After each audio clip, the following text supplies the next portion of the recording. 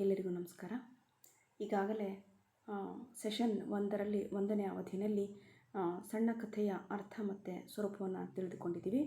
ಈಗ 2ನೇ ಅವಧಿಯಲ್ಲಿ ಐಚ್ಛಿಕ ಕನ್ನಡ 5ನೇ ಸೆಮಿಸ್ಟರ್ ಪತ್ರಿಕೆ 6ರ 2ನೇ ಅವಧಿಯಲ್ಲಿ ನಾವು ಸಣ್ಣ ಕಥೆಯ ಲಕ್ಷಣಗಳು ಯಾವ್ಯಾವು ಅನ್ನೋದನ್ನು ತಿಳ್ಕೊಳ್ಳೋಣ.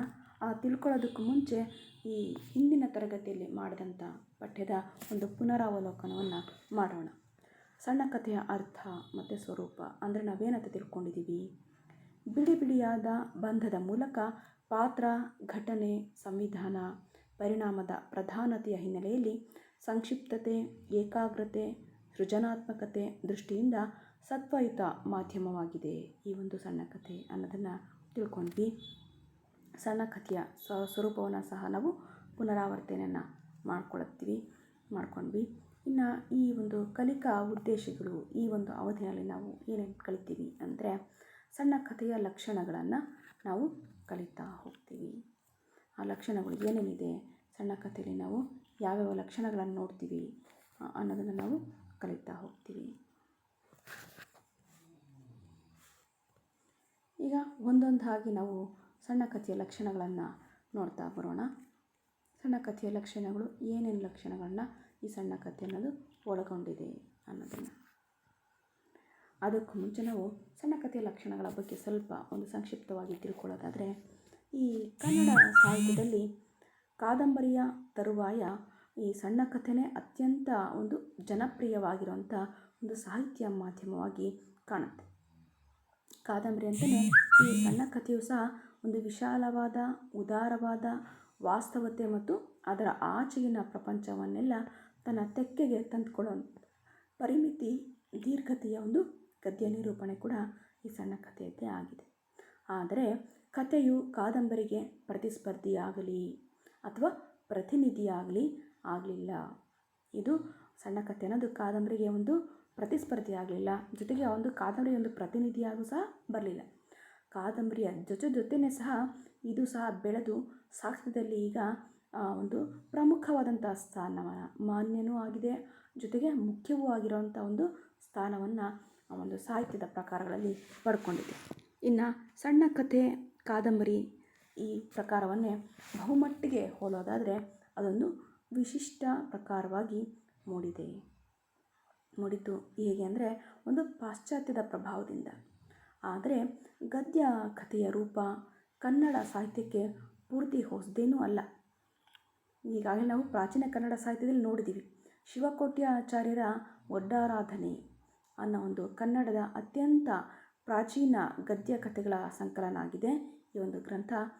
ತದನಂತರ ಬಂದಂಥ ದುರ್ಗಸಿಂಹನ ಪಂಚತಂತ್ರ, ನಯಸೇನನ ಧರ್ಮಾಮೃತ ಹೀಗೆ ಮೊದಲಾದ ಶ್ರೇಷ್ಠ ಪರಂಪರೆಯ ಹಿನ್ನೆಲೆಯಲ್ಲಿ ಆಧುನಿಕ ಸಂವೇದನೆಯಿಂದ ರೂಪಿತವಾದ ಈ ಕನ್ನಡ ಸಣ್ಣ ಕಥೆಯು ಈ ಗದ್ಯ ಕಥೆಗಳಿಗಿಂತ ವಸ್ತು ಮತ್ತು ತಂತ್ರಗಳು ಎರಡರಲ್ಲೂ ಸಹ ಮೂಲಭೂತವಾಗಿ ಭಿನ್ನವಾಗಿದ್ದಾವೆ. ಆಧುನಿಕ ಕಾಲದ ಪ್ರಾರಂಭದಲ್ಲಿ ಸಣ್ಣ ಕಥೆಯು ದಿನಪತ್ರಿಕೆ, ವಾರಪತ್ರಿಕೆ, ಮಾಸಪತ್ರಿಕೆಗಳಲ್ಲಿ ಓದಿ ಎಲ್ಲರೂ ಸಹ ಒಂದು ಕೇಳುವ ಸಂಸ್ಕೃತಿ ಈಗ ಮರೆಯಾಗಿ ಅಚ್ಚಲ್ಲಿ ಅಂದರೆ ನಾವು ಅಜ್ಜಿ ಕಥೆ ಹೇಳ್ತಾಯಿದ್ರು ಅಂತ ಹೋಗಿ ಕೂತ್ಕೊಂಡು ಕೇಳ್ತಾ ಇದ್ವಿ, ದೊಡ್ಡವ್ರ ಕಥೆ ಹೇಳ್ತಾರೆ ಕೂತ್ಕೊಂಡು ಕೇಳ್ತಾ ಇದ್ವಿ. ಈ ಒಂದು ಸಂಸ್ಕೃತಿಯ ಕಾಲ ಈಗ ಮರೆಯಾಗಿದೆ. ಅದನ್ನು ನಾವು ಪ್ರಿಂಟ್ ಮಾಡ್ತಾ ಅಂದರೆ ಮಾಧ್ಯಮದ ಮೂಲಕ ಅಚ್ಚಾಗಿದೆ. ಜಯ ಕರ್ನಾಟಕ, ಶ್ರೀಕೃಷ್ಣ ಸೂಕ್ತಿಯಂಥ ಪತ್ರಿಕೆಗಳ ಮೂಲಕ ಈಗ ಆ ಕಥೆಗಳು ಒಂದು ಮುದ್ರಣದ ರೂಪದಲ್ಲಿ ಪ್ರಕಟವಾಗ್ತಾ ಇದ್ದಾವೆ. ಈ ದೃಷ್ಟಿಯಿಂದ ಅವುಗಳ ಕೊಡುಗೆ ಅನ್ನೋದು ಈಗ ಸ್ತುತ್ಯಾರ್ಹ ಆಗಿದೆ, ಅಂದರೆ ಗಮನಿಸುವಂಥ ಒಂದು ಅಂಶ ಆಗಿದೆ. ಒಟ್ಟಿನಲ್ಲಿ ಕಥೆಯ ಅಸ್ತಿತ್ವದ ಹಿನ್ನೆಲೆಯಲ್ಲಿ ಬಾಹ್ಯ ಮತ್ತು ಆಂತರಿಕ ಪ್ರಭಾವ ಮತ್ತು ಪ್ರೇರಣೆಗಳು ಸಾಕಷ್ಟಿದ್ದಾವೆ. ಈ ಒಂದು ಹಿನ್ನೆಲೆಯಲ್ಲಿ ಈ ಮೂಲಕ ರೂಪಿತವಾಗಿರುವಂಥ ಈ ಒಂದು ಸಣ್ಣ ಕಥೆಯ ಲಕ್ಷಣಗಳು ಏನೇನು, ಆ ಸಣ್ಣ ಕಥೆಯ ಲಕ್ಷಣಗಳನ್ನು ನಾವು ಯಾವ ರೀತಿಯಲ್ಲಿ ಗುರುತಿಸಬಹುದು ಅನ್ನೋದನ್ನು ನೋಡೋಣ. ಲಕ್ಷಣಗಳು ಯಾವ್ಯಾವು ಅಂತಂದರೆ, ವಸ್ತುವಿನ ಆಯ್ಕೆ ಮತ್ತು ಸಂಕ್ಷಿಪ್ತತೆಯಿಂದ ಕೂಡಿದ್ದು, ಅದು ತೀವ್ರ ಪರಿಣಾಮದಿಂದ ಬದುಕನ್ನು ಕಲಕುವಂತಿರಬೇಕು. ಈ ಸಣ್ಣ ಕಥೆ ಅನ್ನೋದು ಅದಕ್ಕೆ ಒಂದು ವಸ್ತು ಇರಬೇಕು, ಒಂದು ವಿಷಯ ಇರಬೇಕು, ಅದಕ್ಕೆ ಒಂದು ವಿಷಯ, ಒಂದು ಆಯ್ಕೆ ಇರಬೇಕು, ಅದ್ರ ಸುತ್ತಲೇ ಕತೆ ಹಣ್ಕೊಂಡು ಬಂದಿರಬೇಕು, ಅದು ಒಂದು ಸಂಕ್ಷಿಪ್ತತೆಯಿಂದ ಕೂಡಿರಬೇಕು. ಅದರದ್ದೇ ಅದಕ್ಕೆ ಒಂದು ಮಿತಿ ಇರಬೇಕು, ಅದೊಂದು ಸಂಕ್ಷಿಪ್ತವಾಗಿರಬೇಕು. ತೀರಾ ಒಂದು ವಿವರಣೆಯಿಂದ ಒಂದು ಹೇಳ್ಕೊಂಡು ಸೀರಿಯಲ್ ಥರ ಹೇಳ್ಕೊಂಡು ಹೋಗಬಾರ್ದು. ಅದೇ ಒಂದು ಸಂಕ್ಷಿಪ್ತವಾಗಿ ಕೂಡಿರಬೇಕು. ಅದು ಒಂದು ತೀವ್ರ ಪರಿಣಾಮವಾಗಿರುವಂಥ ಒಂದು ಬದುಕನ್ನು ಕಟ್ಕೊಡೋ ಆಗಿರಬೇಕು. ಅದರಿಂದ ನಮಗೆ ಏನಾದರೂ ಒಂದು ಮೌಲ್ಯ ತಿಳ್ಕೊಳ್ಳೋದಿರಬೇಕು. ಒಂದು ಪರಿಣಾಮ, ಬದುಕಿಗೆ ಒಂದು ಪರಿಣಾಮವನ್ನು ಉಂಟು ಮಾಡೋ ರೀತಿಯಲ್ಲಿ ಈ ಒಂದು ಕಥೆಯ ಲಕ್ಷಣ ಇರಬೇಕು. ವೈವಿಧ್ಯಪೂರ್ಣ ಕಥೆಗಳ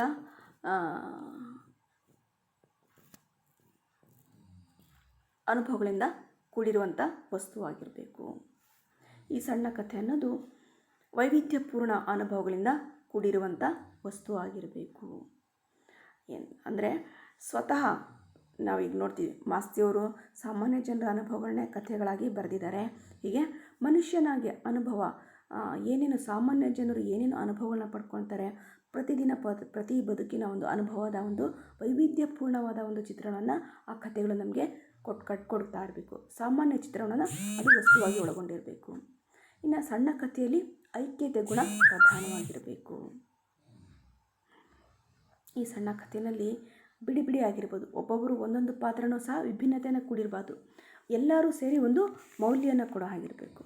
ಆ ಒಂದು ಕಥೆಗೆ, ಆ ಒಂದು ಕಥೆಯಿಂದ ನಮ್ಮ ಬದುಕಿನ ಒಂದು ರೀತಿ ನೀತಿ ಅಥವಾ ನಮ್ಮ ಜೀವನ ಶೈಲಿ ಏನಾದರೂ ಒಂದು ಬದಲಾವಣೆ ಆಗೋ ರೀತಿಯಲ್ಲಿರಬೇಕು. ಒಂದು ಐಕ್ಯತೆ, ಎಲ್ಲ ಸೇರಿ ಒಟ್ಟಾಗಿ ಶ್ರಮಿಸುವಂತ ಇರಬೇಕು. ಒಂದು ಉದ್ದೇಶವನ್ನು, ಐಕ್ಯತೆ ಗುಣಭಾವನೆಯನ್ನು ಆ ಕತೆ ಹೊಂದಿರಬೇಕು.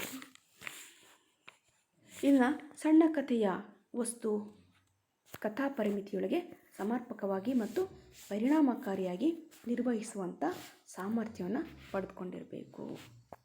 ಸಣ್ಣ ಕತೆ ಯಾವ ವಸ್ತುವನ್ನು ಆಯ್ಕೆ ಮಾಡ್ಕೋಬೇಕು ಅಂದರೆ, ಆ ವಸ್ತು ಆ ಕಥಾ ಪರಿಮಿತಿಯೊಳಗಡೆ ಸಮರ್ಪಕವಾಗಿ, ಅಂದರೆ ಎಲ್ಲವನ್ನು ಒಳಗೊಂಡು ಒಂದು ಪರಿಣಾಮಕಾರಿಯಾಗಿ ಕೆಲಸ ಮಾಡೋ ರೀತಿಯಲ್ಲಿ ಆ ಒಂದು ಸಣ್ಣ ಕಥೆಯ ವಸ್ತು ಬೆಳಕನ್ನು ಚೆಲ್ಲಬೇಕು. ಅದಕ್ಕೆ ಒಂದು ಪರಿಮಿತಿ ಇರಬೇಕು, ಒಂದು ವ್ಯಾಪ್ತಿ ಇರಬೇಕು. ಅದನ್ನು ಮೀರಿ ಆ ಗೆರೆಯನ್ನು ದಾಟಿ ಆಚೆ ಹೋಗಬಾರ್ದು. ಅದು ಆಚೆ ಹೋಯ್ತು ಅಂದರೆ ಅದಕ್ಕೊಂದು ಪರಿಣಾಮಕಾರಿಯಾದಂಥ ಒಂದು ಸಾಮರ್ಥ್ಯವನ್ನು ಕೊಡೋಕ್ಕಾಗಲ್ಲ. ಹಾಗೆ ಅದಕ್ಕೆ ಒಂದು ವ್ಯಾಪ್ತಿಯನ್ನು ನಿರ್ಮಿಸ್ಕೊಂಡಿರಬೇಕು. ಆ ವ್ಯಾಪ್ತಿನಲ್ಲಿ ಆ ಒಂದು ಪರಿಮಿತಿಯಲ್ಲೇ ತನ್ನ ಕಥಾವಸ್ತುವನ್ನು ಹಣ್ಕೊಳ್ತಾ ಹೋಗಬೇಕು. ಅದು ಒಂದು ಪರಿಣಾಮಕಾರಿಯಾಗಿ ತೋರ್ಪಡಿಸ್ಬೇಕು.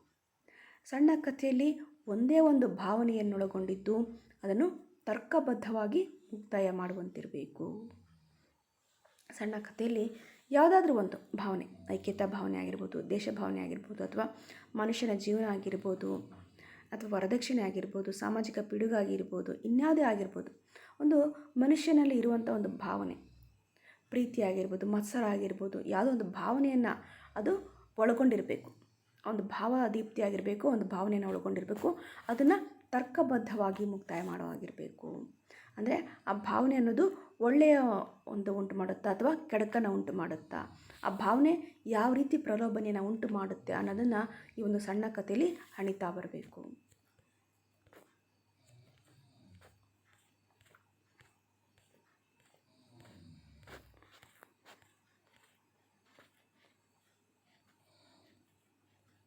ಸಣ್ಣ ಕಥೆಯಲ್ಲಿ ಮಾತಿನ ಬಳಕೆ ಅತ್ಯಂತ ಮಿತವಾಗಿರಬೇಕು. ಇದು ಮಿಂಚಿ ಒಮ್ಮೆ ಹೊಳೆದು ನಮ್ಮ ಸುತ್ತಮುತ್ತಲಿನ ಪ್ರದೇಶವನ್ನು ಕ್ಷಣಕಾಲ ಮರೆಯಾದಂತೆ ಮಾಡುವಂತಿರಬೇಕು. ಇನ್ನು ಸಣ್ಣ ಕಥೆಯಲ್ಲಿ ಬರುವಂಥ ಮಾತಿನ ಬಳಕೆ ಅಂದರೆ ಸಂಭಾಷಣೆ ಅನ್ನೋದು, ಪಾತ್ರಗಳು ತಮ್ಮ ವ್ಯಕ್ತಿತ್ವವನ್ನು ವ್ಯಕ್ತಪಡಿಸುವಂಥದ್ದು ತುಂಬ ಮಿತವಾಗಿರಬೇಕು. ಒಂದು ಪಾತ್ರಕ್ಕೆ ಹೆಚ್ಚಿನ ಒಂದು ಸಂಭಾಷಣೆಯನ್ನು ಕೊಡೋದು, ಮಾತನ್ನು ಕೊಡೋದು, ಇನ್ನೊಂದು ಪಾತ್ರಕ್ಕೆ ಕಡಿಮೆ ಕೊಡೋದು, ಈ ರೀತಿ ಮಾಡಬಾರ್ದು. ಆ ಮಾತಿನ ಬಳಕೆ ಅನ್ನೋದು ಅತ್ಯಂತ ಕಡಿಮೆ ಆಗಿರಬೇಕು. ಅಲ್ಲಿ ಮಾತಿಗಿಂತ ಅಲ್ಲಿ ಹೇಳುವಂಥ ವಿಚಾರ ಇದೆಯಲ್ಲ ಅದಕ್ಕೆ ಹೆಚ್ಚಿನ ಒತ್ತನ್ನು ಕೊಡಬೇಕು. ಅತ್ಯಂತ ಮಿತವಾಗಿರಬೇಕು. ಹೇಗಿರಬೇಕು ಅಂದರೆ ಆ ಮಾತಿನ ಬಳಕೆ ಅನ್ನೋದು ಒಮ್ಮೆ ಮಿಂಚಿ ಹಾಗೆ ಹೊಳೆದು ಹಾಗೆ ಅಲ್ಲಿ ಸುತ್ತಮುತ್ತ ಇರುವಂಥ ಪ್ರದೇಶವನ್ನು ಒಂದು ಕ್ಷಣಕಾಲ ಮರೆಯಾಗೋ ರೀತಿಯಲ್ಲಿ ಮಾಡಬೇಕು. ಈಗ ಮಿಂಚಿ ಈಗ ಮಾಯ ಆಯಿತು ಅಂತಾರಲ್ಲ, ಗುಡುಗು ಸಿಡ್ಲು ಬಂದಂಗೆ, ಹಾಗೆ ಯಾವುದಾದ್ರೂ ಒಂದು ಮಾತು ಅನ್ನೋದು ಬಂದು ಹಾಗೆ ಮಿಂಚಿ ಹಾಗೆ ಮಾಯ ಆಗಬೇಕು. ಆ ಪ್ರದೇಶವನ್ನು ಒಂದು ಕ್ಷಣಕಾಲ ಮೈ ಮರೆಸೋ ರೀತಿಯಲ್ಲಿ ಇರಬೇಕು. ಅಂದರೆ ಮಿತವಾಗಿರಬೇಕು, ಮಿತತೆಯನ್ನು ಹೊಂದಿರಬೇಕು. ತನ್ನ ವ್ಯಾಪ್ತಿಯನ್ನು ಮೀರಿ ಅದು ಮುಂದುವರಿಯಕ್ಕೆ ಹೋಗಬಾರ್ದು. ಸೂಕ್ಷ್ಮ ಕಲಾತ್ಮಕತೆಯನ್ನು ಹೊಂದಿರಬೇಕು. ಈ ಸಣ್ಣ ಕಥೆ ಅನ್ನೋದು ಸೂಕ್ಷ್ಮವಾಗಿರಬೇಕು, ಸೂಕ್ಷ್ಮ ಕಲಾತ್ಮಕತೆಯನ್ನು, ಅದರಲ್ಲಿ ಒಂದು ಶೈಲಿ ಇರಬೇಕು. ಕಲಾತ್ಮಕತೆ ಇರಬೇಕು. ಒಂದು ಯಾವುದಾದ್ರೂ ಒಂದು ನಮ್ಮ ಸಂಸ್ಕೃತಿ ಆಗಿರ್ಬೋದು ಅಥವಾ ಇನ್ನೊಂದು ಸಂಸ್ಕೃತಿ ಆಗಿರ್ಬೋದು ಬಿಂಬಿಸೋ ಆಗಿರಬೇಕು. ಒಂದು ಸೂಕ್ಷ್ಮ ಕಲಾತ್ಮಕತೆಯನ್ನು, ಒಂದು ಸಂಸ್ಕೃತಿಯನ್ನು, ಸಂಪ್ರದಾಯವನ್ನು ಬಿಂಬಿಸೋ ಥರ ಈ ಸಣ್ಣ ಕಥೆ ಅನ್ನೋದು ಹೊಂದಿರಬೇಕಾಗುತ್ತೆ. ಆಡಿದ ಒಂದು ಮಾತಿನಲ್ಲಿ, ನಡೆದ ಒಂದು ಘಟನೆಯಲ್ಲಿ ಅಡಗಿರುವ ಗಂಭೀರ ಅರ್ಥವಿದ್ದು ಬೃಹತ್ ಕಾದಂಬರಿಯಲ್ಲಿ ಹೇಳಲಾಗದಿದ್ದನ್ನು ಒಂದು ಪುಟದಲ್ಲಿ ಹೇಳುವ ಯತ್ನವನ್ನು ಸಣ್ಣ ಕಥೆ ಮಾಡಬೇಕು. ಈ ಯಾವುದೋ ಒಂದು ಆಡಿದ ಮಾತಲ್ಲಿ, ನಡೆದ ಒಂದು ಘಟನೆಯಲ್ಲಿ ಅಥವಾ ಒಂದು ಅಡಗಿರೋಂಥ ಅರ್ಥ ಇರಬೇಕು. ಆ ಒಂದು ಅರ್ಥ ಒಂದು ಬೃಹತ್ ಕಾದಂಬರಿಯಲ್ಲಿ ಹೇಳೋಕ್ಕೆ ಆಗದೇ ಇರೋದನ್ನು ಒಂದು ಪುಟದಲ್ಲಿ ಹೇಳುವ ಯತ್ನವನ್ನು ಸಣ್ಣ ಕಥೆ ಮಾಡಬೇಕು. ಈಗ ನಾವು ನೋಡಿರಬೇಕು ಕಾನೂರು ಹೆಗ್ಗಡತಿ ಮತ್ತು ಮಲೆಗಳಲ್ಲಿ ಮದುಮಗಳು, ಬೃಹತ್ ಕಾದಂಬರಿಗಳು ಕುವೆಂಪು ಅವರು ರಚನೆ ಮಾಡಿರೋಂಥದ್ದು.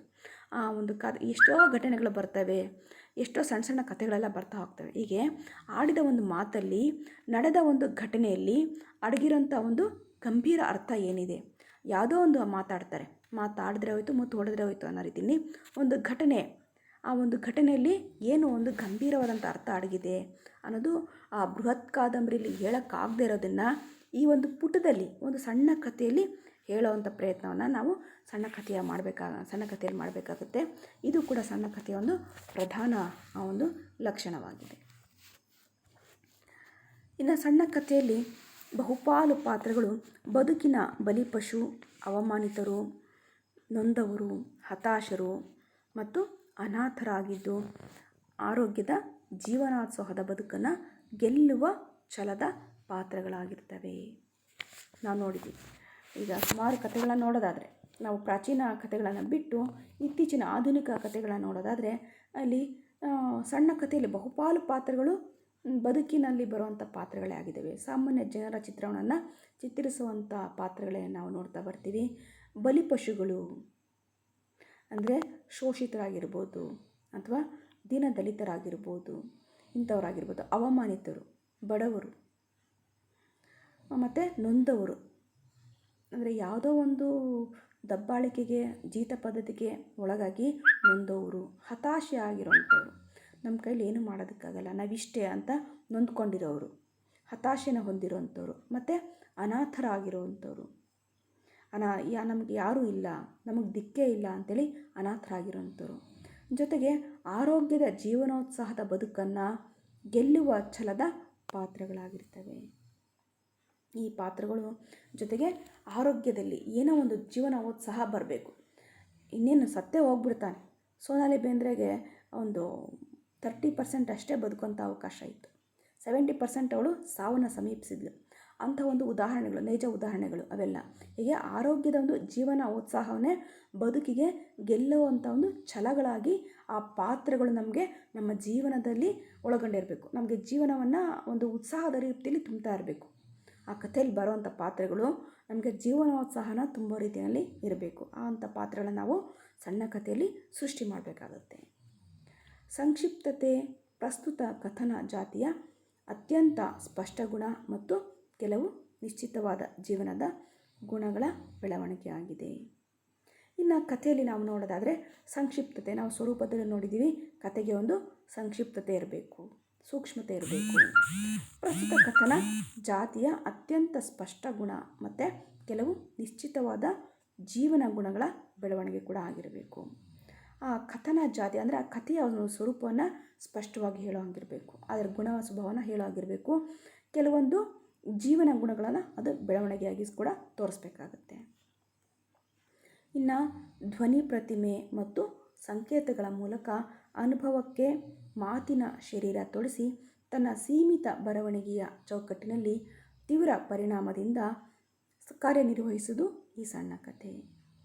ಈ ಸಣ್ಣ ಕಥೆ ಅನ್ನೋದು ಧ್ವನಿಯಾಗಿರುತ್ತೆ. ನೊಂದವರಿಗೆ, ಹತಾಶರಾಗಿರೋರಿಗೆ, ಅನಾಥರಾಗಿರೋರಿಗೆ ನಾವು ನೋಡಿದ್ವಿ, ಅದು ಧ್ವನಿಯಾಗಿದೆ, ಒಂದು ಪ್ರತಿಮೆ ಆಗಿದೆ. ನಾವು ದೇವರ ಒಂದು ಮೂರ್ತಿ ಮುಂದೆ ನಿಂತ್ಕೊಂಡು ನಾವು ಬೇಡ್ತೀವಿ, ಆರಾಧಿಸ್ತೀವಿ, ಪೂಜಿಸ್ತೀವಿ, ಪ್ರಾರ್ಥನೆ ಮಾಡ್ತೀವಿ. ಹಾಗೆ ಪ್ರತಿಮೆ ಆಗಿದೆ ಒಂದು ಕಥೆ ಅನ್ನೋದು. ಜೊತೆಗೆ ಸಂಕೇತಗಳ ಮೂಲಕ ನಾವೊಂದು ಓಂ ಅಂತ ಬರೀತೀವಿ ನಾವು, ಅದೊಂದು ಸಂಕೇತದ ಮೂಲಕ, ಅಥವಾ ಇನ್ಯಾವುದೋ ಒಂದು ಶಿಲುಬೆಯ ಮೂಲಕ ನಾವು ಆ ಸಂಕೇತಗಳ ಮೂಲಕ ನಮಗೆ ಅನುಭವಕ್ಕೆ ಏನೋ ಒಂದು ಹೊಸ ಚೈತನ್ಯವನ್ನು ಕೊಡೋ ರೀತಿಯಲ್ಲಿ ಮಾತಿನ ಶರೀರ ತೊಡಿಸಿ ಅದಕ್ಕೆ ತನ್ನ ಸೀಮಿತ ಬರವಣಿಗೆಯ ಚೌಕಟ್ಟಿನಲ್ಲಿ ತೀವ್ರವಾಗಿರುವಂಥ ಪರಿಣಾಮದಿಂದ ಕಾರ್ಯನಿರ್ವಹಿಸ್ತಾ ಇರುವಂಥದ್ದು ಈ ಒಂದು ಸಣ್ಣ ಕಥೆಯಾಗಿದೆ. ಕಥೆಯ ಸಂವಿಧಾನ ಮತ್ತು ತಂತ್ರವು ಪ್ರಮುಖ ಲಕ್ಷಣವಾಗಿದ್ದು ಕಥೆಯ ಕಲಾತ್ಮಕ ಯಶಸ್ಸಿಗೆ ಕಾರಣ ಆಗಿದೆ. ಈ ಕಥೆಯಲ್ಲಿ ಬರುವಂಥ ಸಂವಿಧಾನ ಅಂದರೆ ನಮ್ಮ ರಾಜ್ಯ ಸಂವಿಧಾನ ಅಲ್ಲ, ಇದು ಕಾನ್ಸ್ಟಿಟ್ಯೂಷನ್ ಅಲ್ಲ, ಇದು ಕಥೆಗೆ ಬರುವಂಥ ಒಂದು ಸಂವಿಧಾನ. ಅಂದರೆ ಇಂತಿಷ್ಟೇ ರೂಲ್ಸ್ ರೆಗ್ಯುಲೇಷನ್ಸ್ ಇರಬೇಕು, ಇಷ್ಟೇ ವ್ಯಾಪ್ತಿ ಇರಬೇಕು, ಇಷ್ಟೇ ಪಾತ್ರಗಳಿರಬೇಕು, ಇಷ್ಟೇ ಅವಧಿಯಲ್ಲಿ ಮುಕ್ತಾಯ ಆಗಿರಬೇಕು, ಇಷ್ಟೇ ಸಂಭಾಷಣೆ ಇರಬೇಕು ಅಂತ ಒಂದು ವ್ಯಾಪ್ತಿ ಪರಿಮಿತಿ, ಒಂದು ಸಂವಿಧಾನ. ಜೊತೆಗೆ ಒಂದು ತಂತ್ರಗಾರಿಕೆ, ಒಂದು ಶೈಲಿ, ಆ ಟೆಕ್ನಿಕಲ್ಲಿ ಏನು ಬಳಸ್ತೀವಿ, ಟೆಕ್ನಿಕ್ಕು, ಆ ಪಾತ್ರಗಳ ಬಳಕೆ ಆಗಿರ್ಬೋದು, ಕಥೆಯನ್ನು ವಿವರಣೆ ಮಾಡೋದ್ರಲ್ಲಾಗಿರ್ಬೋದು, ಅಥವಾ ಕಥೆನ ಹೇಳೋ ಶೈಲಿನಲ್ಲಾಗಿರ್ಬೋದು, ಎಲ್ಲ ಒಂದು ಪ್ರಮುಖ ಲಕ್ಷಣಗಳಾಗಿ ನಾವು ನೋಡ್ತೀವಿ.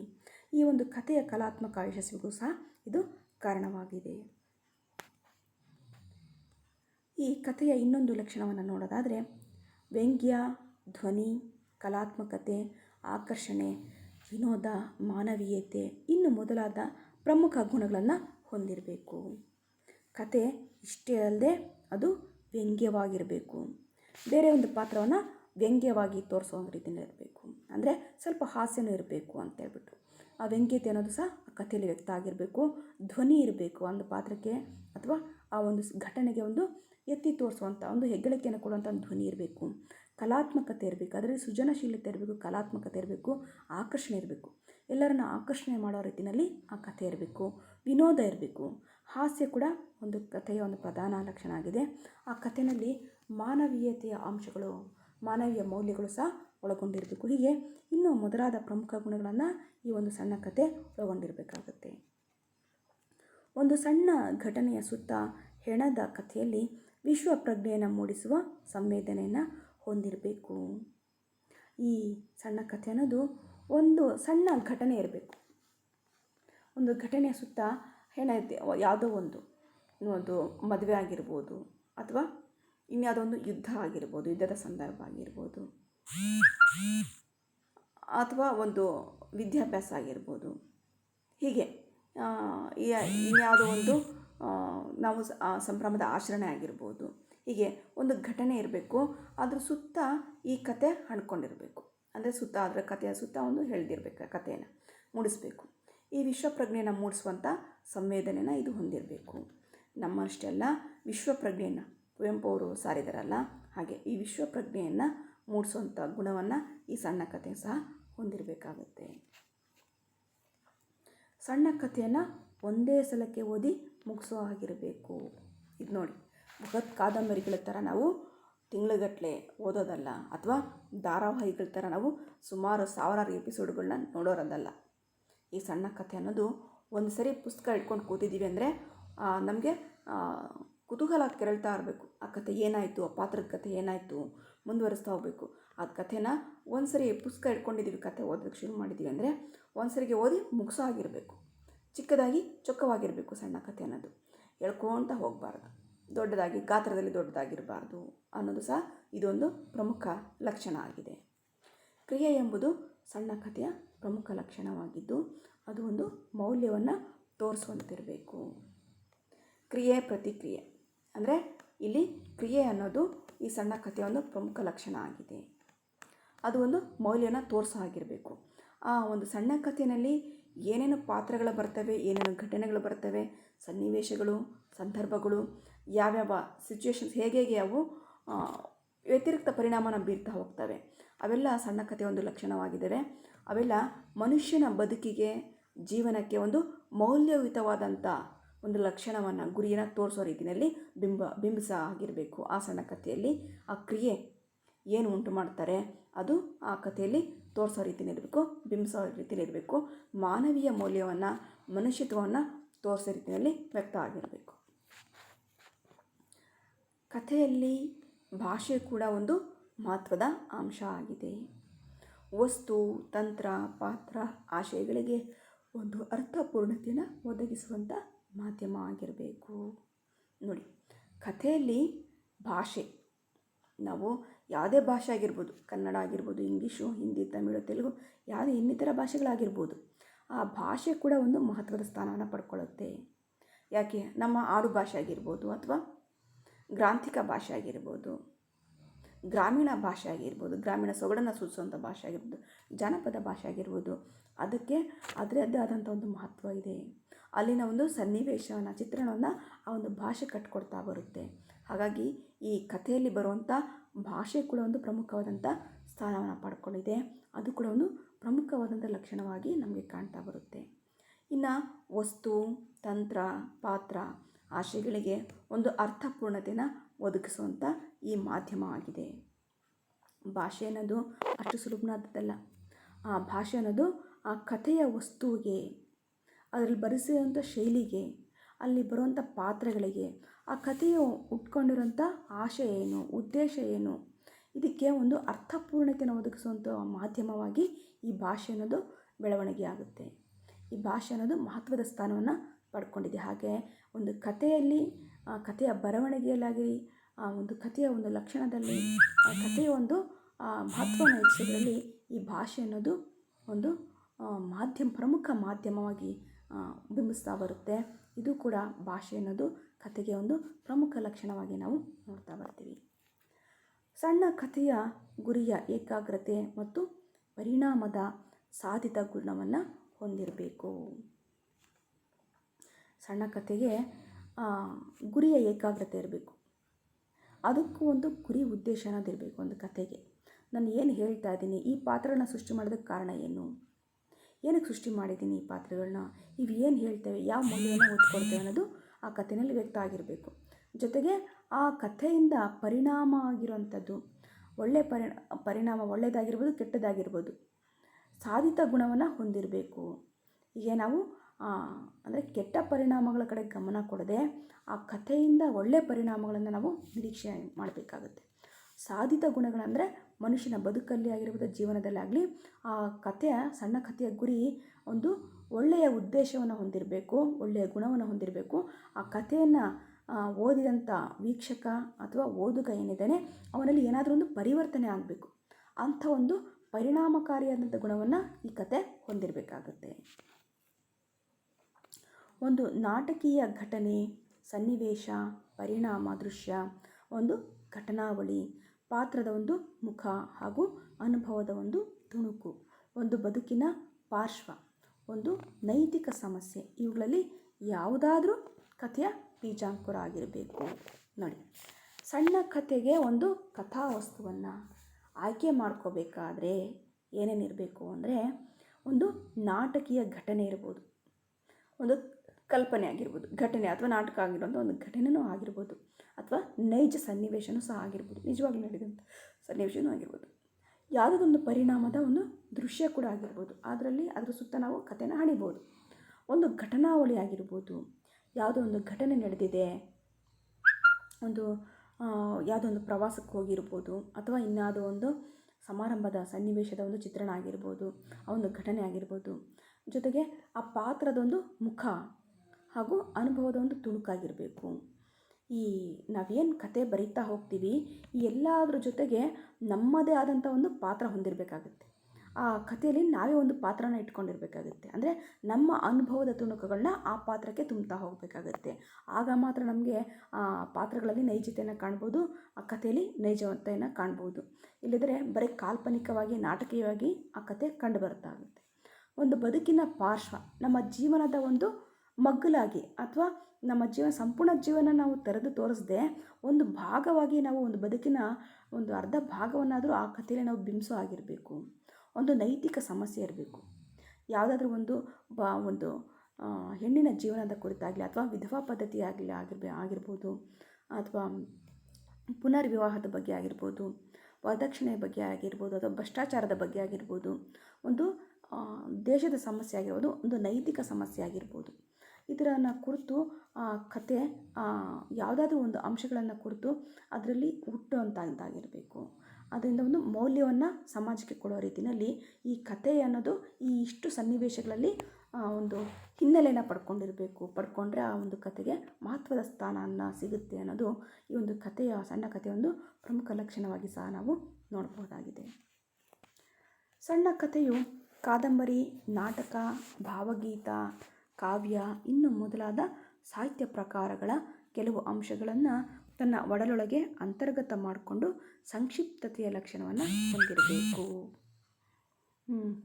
ಈ ಸಣ್ಣ ಕಥೆ ಅನ್ನೋದು ಹೇಗೆ ಅಂದರೆ ಒಂದು ಕಾದಂಬರಿ, ನಾಟಕ, ಭಾವಗೀತೆ, ಕಾವ್ಯ, ಇವೆಲ್ಲ ಸಾಹಿತ್ಯದ ಪ್ರಕಾರಗಳು.